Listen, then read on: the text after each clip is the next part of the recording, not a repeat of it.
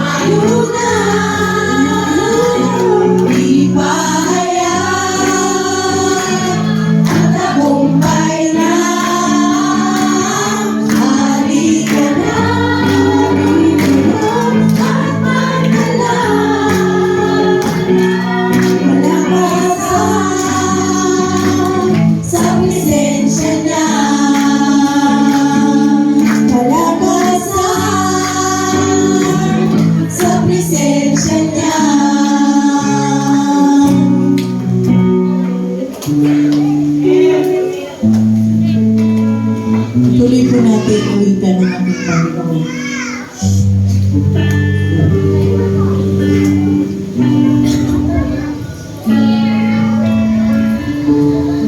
Pupurihin ka, O Diyos. Ang aming alay ay pagsamba. Kalwalhatian, buong karangalan, kapangyarihan mo'y walang katulad. Pupurihin ka, O Diyos. Ang aming alay ay pagsamba. Kalwalhatian, buong karangalan, kapangyarihan mo'y walang katulad. Ikaw ang tunay na Diyos, Ika'y walang katulad. Ika'y nag-iisa, Ikaw lamang, wala nang iba. Sa'yo ang aming awit, dinggin ang aming tinig, isisigaw sa buong mundo.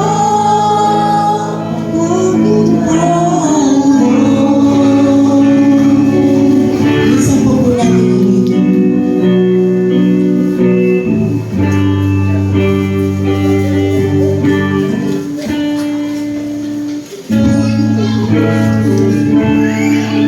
Pupurihin ka, O Diyos. Ang aming alay ay pagsamba. Kalwalhatian, buong karangalan, kapangyarihan mo'y walang katulad. Ikaw ang tunay na Diyos, Ika'y walang katulad. Ika'y nag-iisa, Ikaw lamang, wala nang iba. Sa'yo ang aming awit, dinggin ang aming tinig, isisigaw sa buong mundo. Ikaw ang tunay na Diyos, Ika'y walang katulad. Ika'y nag-iisa, Ikaw lamang, wala nang iba. Sa'yo ang aming awit, dinggin ang aming tinig, isisigaw sa buong mundo. Isisigaw sa buong mundo. Isisigaw sa buong mundo.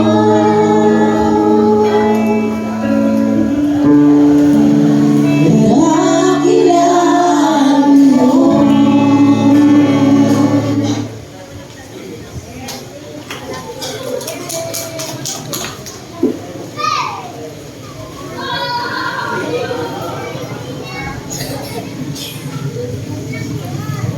Sapagkat isinilang isang sanggol na lalaki para sa atin, ibibigay sa kanya ang pamamahala, at siya ay tatawaging kahanga-hanga, tagapayo, makapangyarihang Diyos, walang hanggang Ama, prinsipe ng kapayapaan.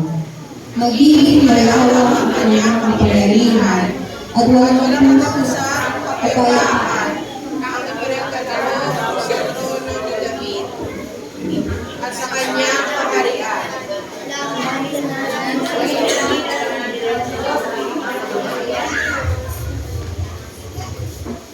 Atin pong awitin ang lahat ng tapat ngayon ay magdiwang.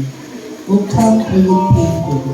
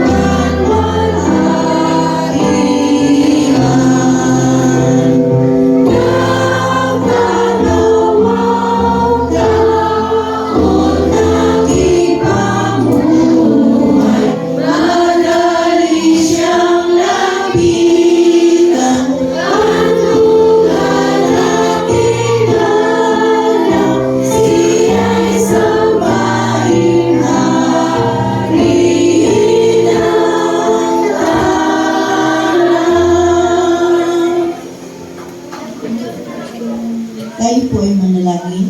Manangin na sa langit, sa iyo po ang pinakamataas ng papuri at pasasalamat ay aming binabalik sa gabi pong ito, Panginoon. Maraming salamat po sa buong maghapong nagdaan ay ikaw ang naging pangunahing dahilan upang kami, Panginoon, ay narito sa iyong bahay dalaminan para ikaw ay aming papulihan, sambahin sa Espiritu at sa katotohanan. Maraming salamat po sa lahat ng mga ginagawa mo sa amin sa araw-araw. Salamat sa mga pribilehyo na aming nararanasan na ito'y nagmumula sa iyo. Sa gabi pong ito, patuloy mo po kami samahan ng iyong banal na Espiritu habang kami ay makikinig ng mensahe mo na dadali ng iyong anak. Nawa, Panginoon, ay puspusin mo po siya ng banal na Espiritu upang ang lahat ng mamumutaw sa kanyang mga labi, ito ay manggagaling sa iyo. Ito po ang aming panalangin na may pagpapasalamat sa tanging pangalan ni Jesus. Amen.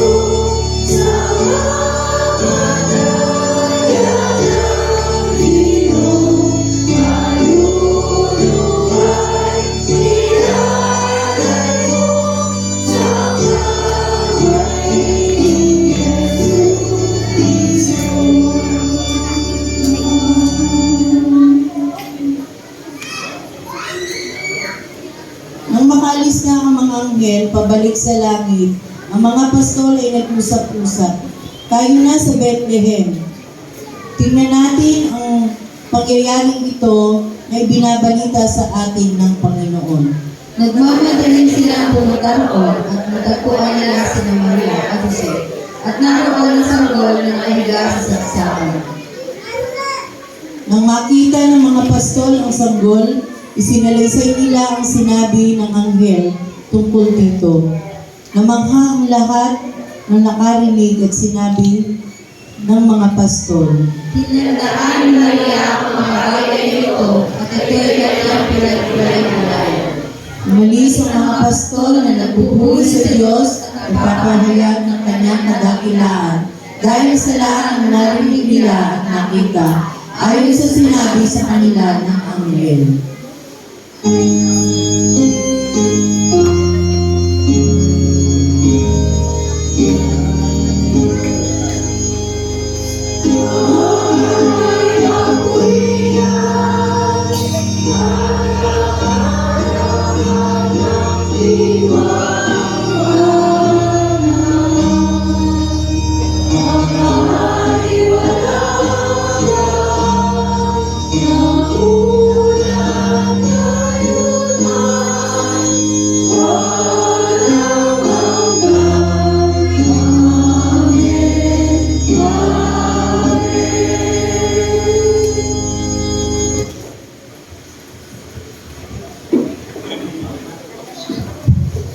Ito ay maririnig natin ang mensahe ng awit ng mga kababaihan.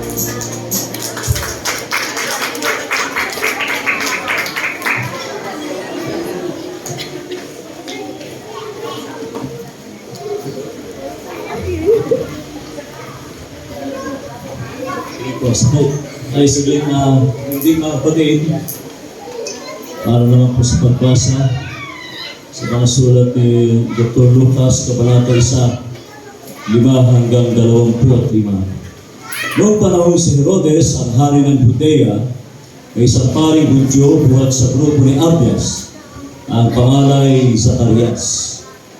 Ang kanyang asawang si Elizabeth ay mula rin sa angka ni Aaron.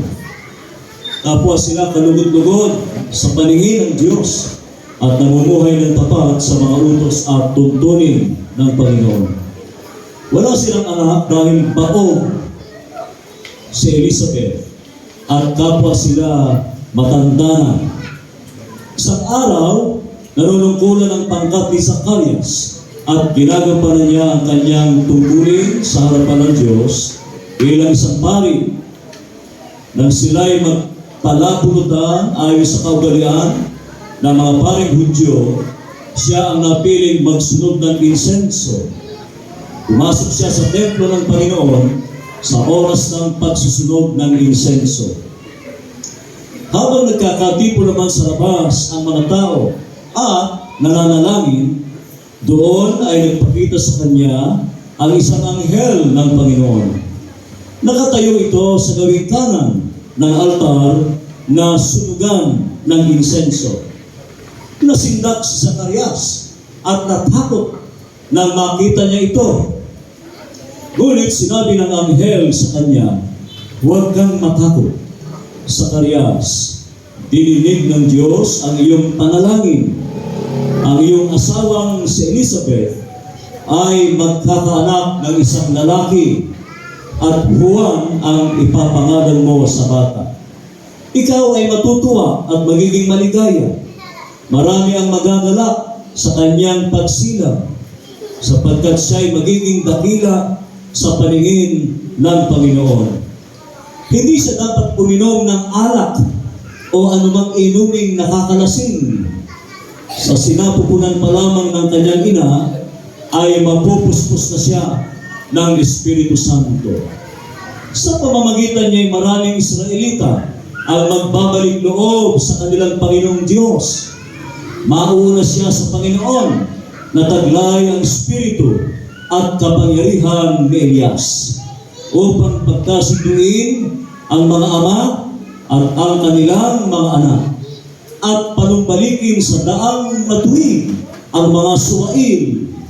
Sa gayon, ipaghahanda niya ng isang bayan ang Panginoon.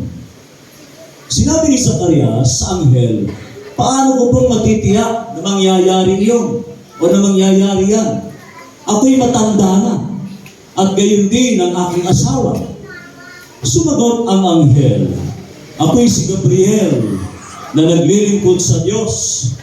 Isinugo niya ako upang dalhin sa iyo ang magandang balitang ito. Ngunit dahil sa hindi ka naniwala sa mga sinasabi kong matutupad ang pagdating ng takdang panahon, ikaw ay magiging pipi. Hindi ka makakapagsalita hanggang sa araw na maganap ang mga ito."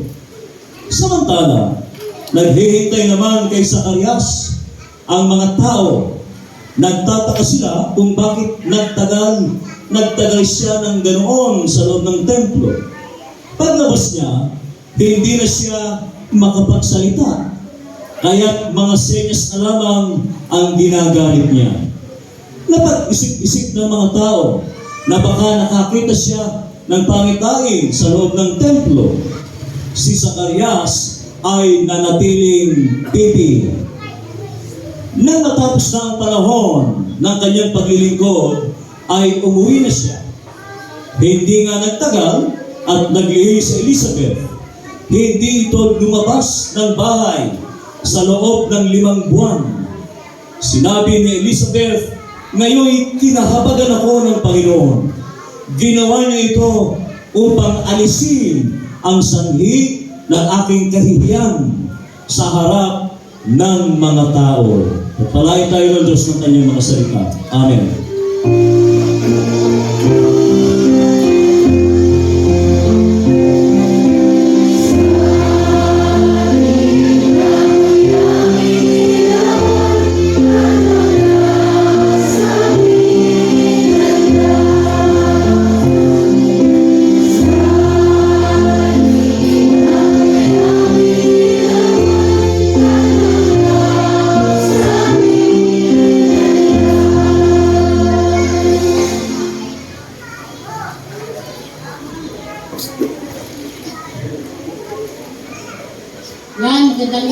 sa ating lahat.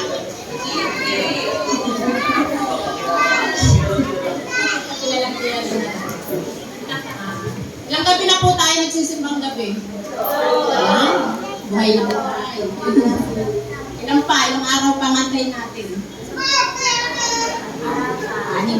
Anim pa? Siya. Anim. Ang palatandaan ng kapangyarihan ng Diyos matatagpuan sa Lucas 1:525. Hindi ko na ulitin, napakamaba nito pinasa niya ni Pastor. Pag ganitong kapaskuhan, mas kilala natin ang mga popular na karakter ng Pasko. Sila Mary, Joseph, Haring Herodes, ang mga pastol at ang mga pantas. Subalit may mga tauhan na bahagi din ng kapaskuhan na hindi masyadong nabibigyan ng pansin. At ito ay ang mag-asawang Zacarias at Elizabeth. Si Maria at Elizabeth ay magpinsan. Si Juan at Jesus ay second cousin. Nauna si Juan ng sila upang ipagmanda ang lalakaran ni Jesus. Ang sabi sa teksto, ang mga mag-asawang ito ay parehong kalugod-lugod. Sa patingin ng Diyos, si Zacarias ay isang saserdote at patuloy na naglilingkod ng tapat sa Panginoon.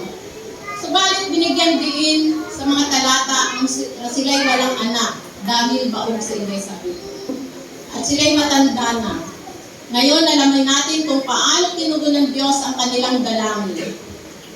Number 1, sila'y patuloy na naglilingkod sa kabila ng di pagtugon ng Panginoon sa kanilang dalangin. Kung minsan tayo mga naglilingkod sa Panginoon ay gumagawa tayo dahil may hinihiling tayo. Kapalit at doon sa paghingi natin ay iyon din ang palagi nating pinaghihintay.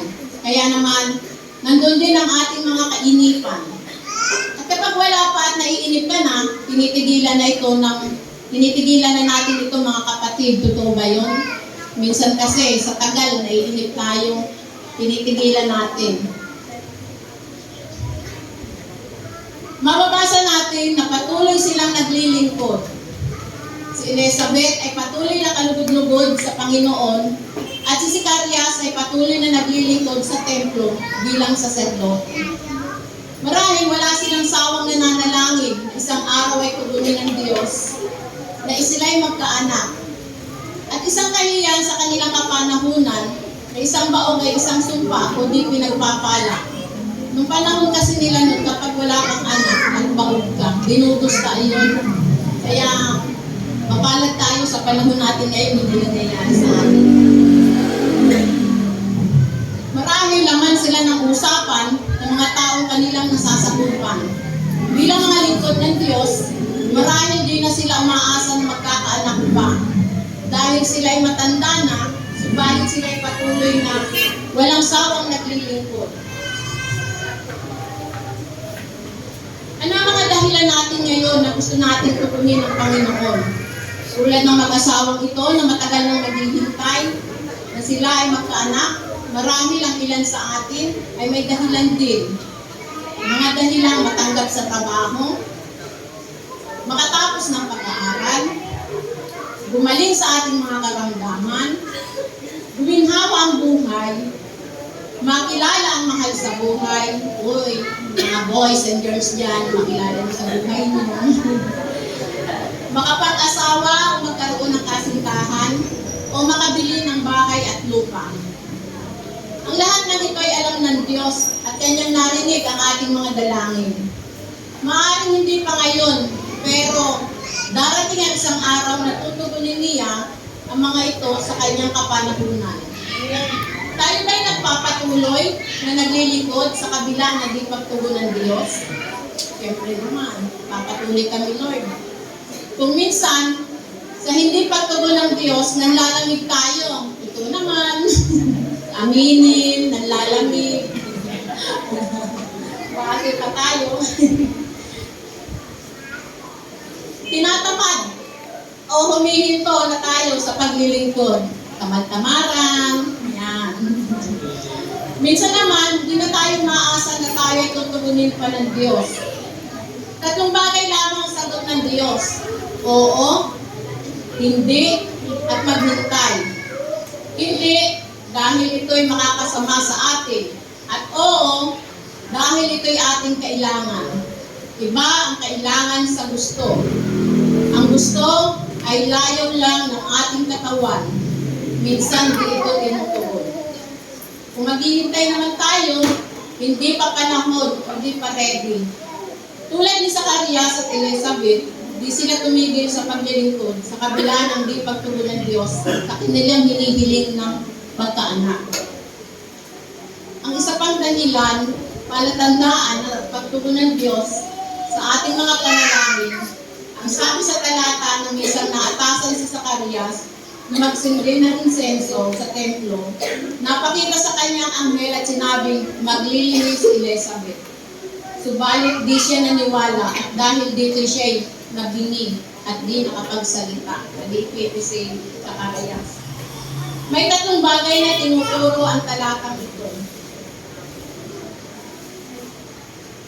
Una, nang walang imposible sa Diyos, bagamat si Elizabeth ay baog at matanda na, pwede pa rin siyang magdalang tao at manganak. Walang imposible sa Diyos.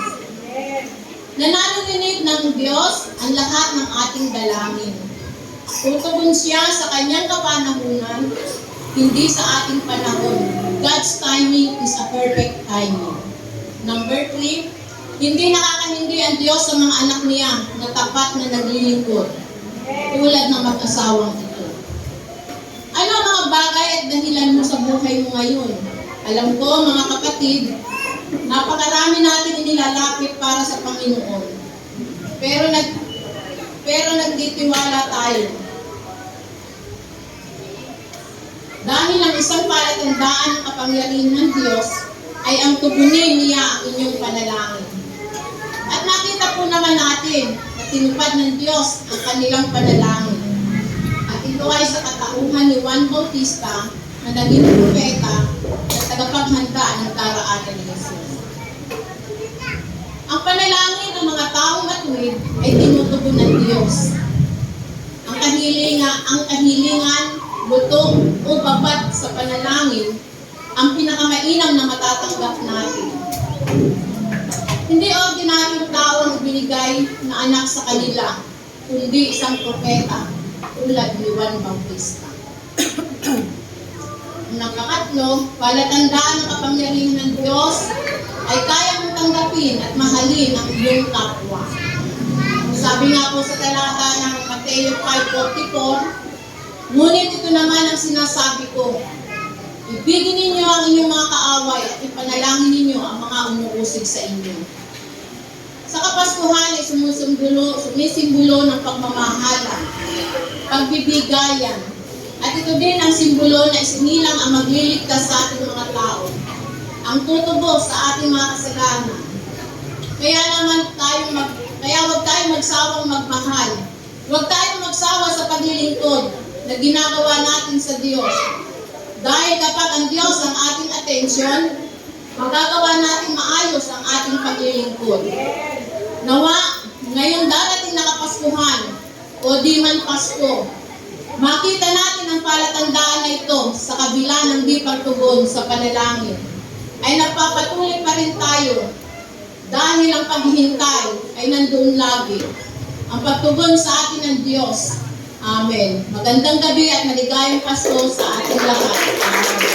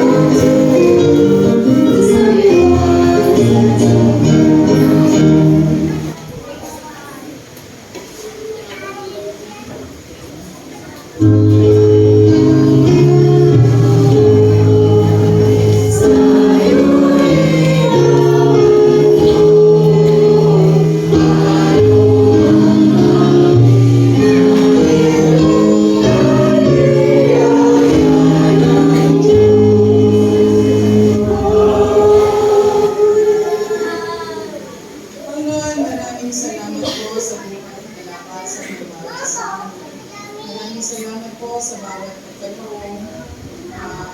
Mga po Panginoon, ang mga pagpapala na aming binabagi sa gabi po.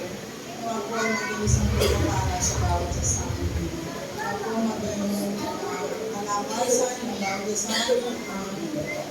Ang magkaloob, Panginoon, para sa iyo. Maraming salamat namin sa matamis na pangalan ng Jesus.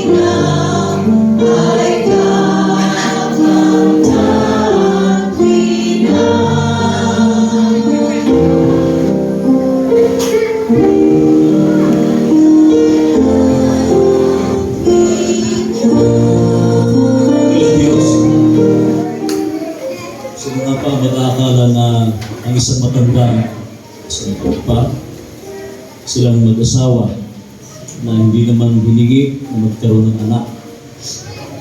Hindi lalapit ito sa iyo. Pero ang kanilang ginagawa ay patuloy na naglilingkod sa inyong templo. Sapat na po para malaman niyo kung ano ang kalagayan ng senior citizen na ito. Sa Carias at sa Elizabeth. Salamat po dahil kahit hindi naman nila hiningi, pinagkaloob mo pa rin. Dahil patuloy mong sinisiyasat ang kanilang puso. Batid mo ang laman ng kanilang puso. Tulad ng awit 139. Siyasatin mo, O Diyos, ang aming diwa, ang aming puso, sapagkat batid mo lahat ang aming mga lihim. Baka na minsan hindi tumutugon ng Diyos. Marami pa rin kaming sikreto. Marami pa rin dapat ayusin sa aming pag-uugali. Marami pa rin kaming nililihim. Tama lang na huwag niyong pagkaloob dahil maaaring hindi pa kami handa para ito'y i-manage, para ito ay ayusin ang asiwaan. Salamat po, dakilang Diyos, dahil bagamat isang popular ang mga taong ito ay nagpapatuloy sa paglilingkod. Hindi po sila nawala ng gana. Hindi sila tinamad kahit kailan. Kahit mga senior citizen na. Hindi nakukuha sa bata, mayaf, kabataan. Kung sino pa yung matanda na, uugod-ugod na at baog pa. Sila yung napakasisipag sa paglilingkod. Naway tularan namin si Elizabeth at si Zacarias. Kahit matanda na, baog pa, ay laging hindi nagbabago ang sigla ng kanilang paglilingkod. Hindi naman sila humingi ng anak. Nakita ng Diyos na kailangan nila ng anak. Nakita ng Diyos, naramdaman ng Diyos ang damdamin ni Elizabeth sapagkat siya ay isang malaking kahihiyan. Sapat na po. Kahit hindi kami humaling, alam niyo ang kalagayan niya. Tinutugon po ninyo. Nakakalungkot din po kuminsan kapag tinugon yung aming panalangin. Saka kami naglalahong parang bula. Kapag nakuha na namin yung gusto namin, saka kami parang tinatamad na, nawawala na ng gana sapagkat nakuha na namin yung gusto namin sa iyo. Maaaring iyan ang posibleng mangyari dati ng Diyos. Pero kakaiba si Elizabeth, si Zacarias. Naway, tularan namin ang dalawang matandang ito, dalawang senior citizen na ito. Isang babae kahihiyang sa lipunan, baog pa. Pero dahil alam ng Diyos, dumamay ang Diyos sa kalagayan ni Elizabeth, ay tinugon niya ang kalagayan. Salamat po. Salamat po. Kayo ang tutugon sa takdang panahon. Huwag po kaming mag-utos. Kuminsan, pag humihiling kami sa iyo, palautos pa kami. Nag-uutos pa kami. Kami ang masusunod.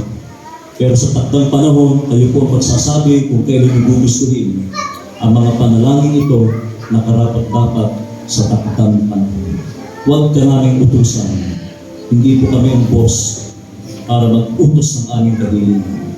Salamat po, dakilang Diyos, sa inyong kabutihan. Hanggang matapos namin ang simbang gabi.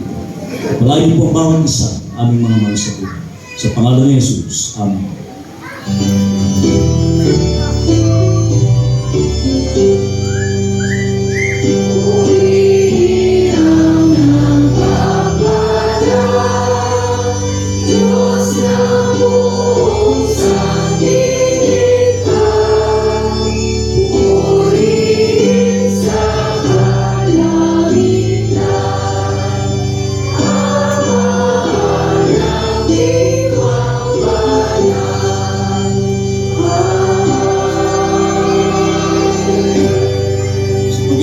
Mahabaging Ama, patuloy na pagsilang ng ating Panginoon sa Kristo bilang Mesyas, ay naway sumilang sa ating mga puso, sa ating mga buhay, at pagdulot ng tunay na kapayapaan. Sumaatin ito mula ngayon at magpakailanman. Amen.